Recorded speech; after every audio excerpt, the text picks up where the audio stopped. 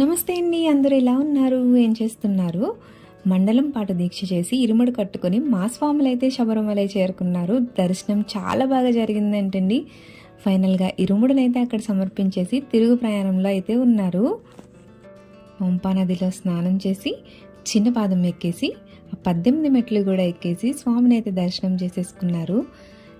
మాల వేసుకున్న వాళ్ళే కాదండి, వేసుకోలేని వాళ్ళు కూడా శబరిమల అయితే వెళ్ళొచ్చు. కానీ ఇదిగో ఈ పదునెట్టాంబడి ఎక్కడానికి ఉండదు అంతే. కానీ మామూలు వాళ్ళు కూడా, అంటే మాలలో లేని వాళ్ళు, దీక్ష తీసుకోలేని వాళ్ళు కూడా శబరిమల వెళ్ళి ఆలయం ఓపెన్ ఉన్న టైమింగ్స్లో దర్శనం అయితే చేసుకోవచ్చండి.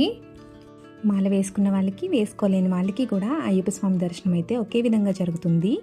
మన మహిళా రాష్ట్రపతి ఉన్నారు కదా, ఆమె వెళ్ళినప్పుడు గర్భగుడిలో అయ్యప్ప స్వామి ఫోటో కూడా బయటకు వచ్చిందండి. మనం దర్శనం చేసుకోవటానికే.